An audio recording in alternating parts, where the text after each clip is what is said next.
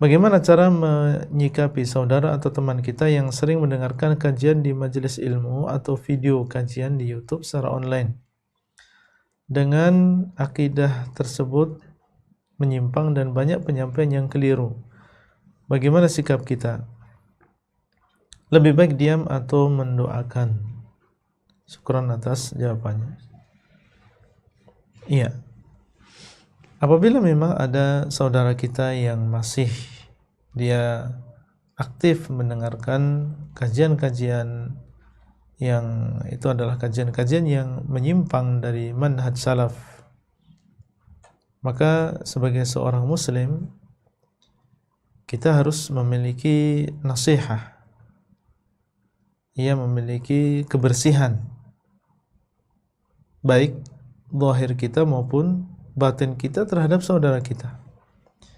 Karena agama ini adalah nasihat, sebagaimana ucapan Nabi SAW, ad-dinu an-nasihah. Agama itu adalah nasihat. Di antaranya adalah nasihat untuk ammatul muslimin, untuk orang-orang Islam secara umum. Kita harus memiliki kebersihan terhadap mereka, baik zahir kita maupun batin kita. Batin kita bersih, artinya ingin kebaikan untuk mereka, bukan menginginkan kejelekan untuk mereka. Bukan dendam, hasad, iri, suudzon, tapi ada kehendak yang baik untuk mereka. Sebagaimana kita mendapatkan hidayah, maka kita ingin mereka juga mendapatkan hidayah. Zahir kita juga demikian.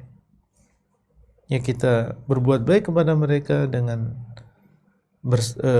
tersenyum ketika bertemu dengan mereka, bermuamalah yang baik kepada mereka, tidak boleh menghina, tidak boleh mencela, tidak boleh menyakiti, tidak boleh menzalimi hartanya dan juga fisiknya, harus bersih.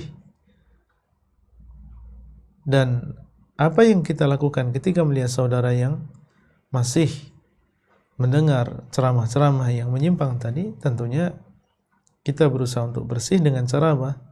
Dengan cara memberikan nasihat dan juga memberikan saran, memberikan masukan kepada beliau. Dan apakah harus kita mengatakan ini adalah menyimpang dan seterusnya? Enggak harus ya. Kita bisa mengatakan misalnya, Pak, coba antum dengarkan ceramah ini, biar dia bisa membedakan apa beda antara ceramah ini dengan ceramah yang lain. Dan alhamdulillah ya, asatidzah Ahlussunnah ini banyak sekali, dan antum bisa memilih di antara ceramah-ceramah asatidzah tadi yang cocok dengan orang ini kira-kira, baik ustadznya ataupun isi ceramahnya. Nah, di sini kita perlu hikmah. Ada sebagian orang yang mungkin yang dia utamakan adalah ilmiahnya, ya, yang dia utamakan adalah ilmiahnya, meskipun yang ceramah itu kelihatan serius dan seterusnya, dia nggak masalah, yang penting dia bisa melihat ilmiahnya. Ada sebagian orang yang bisa dia cerna kalau ceramahnya lambat misalnya, maka kita bisa mencari ustadz yang kira-kira cocok untuk dia dengarkan. Ada sebagian orang bisa menerima yang cepat. Ada sebagian orang kenal ke ustadz fulan, tidak kenal ustadz fulan.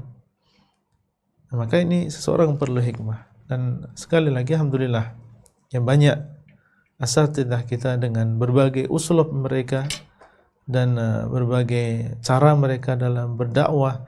Ada yang berupa tausiah pendek, ada yang tausiah panjang, ada yang berupa dars kitab, ada yang tematik. Ini nikmah dan karunia bagi kita semuanya bisa menggunakan itu untuk mendakwai orang lain.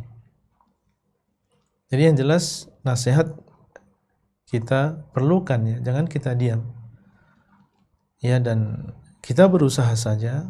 Masalah setelah itu dia menerima atau tidak, itu bukan di tangan kita sebagai seorang manusia. Innaka la tahdi man ahbabta walakinallaha yahdi man yasha.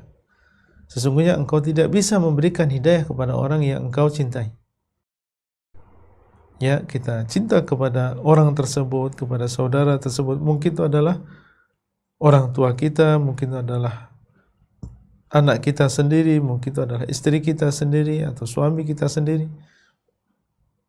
Tapi kita tidak bisa memberikan hidayah kepada mereka. Siapa yang memberikan hidayah? Allah. Walakinnallaha yahdi may yasha, akan tapi Allah memberikan hidayah kepada siapa yang dikehendaki. Sampaikan dan kita berikan nasihat. Sabar, karena biasanya orang yang mengajak kepada kebaikan diuji oleh Allah Azza wa Jalla.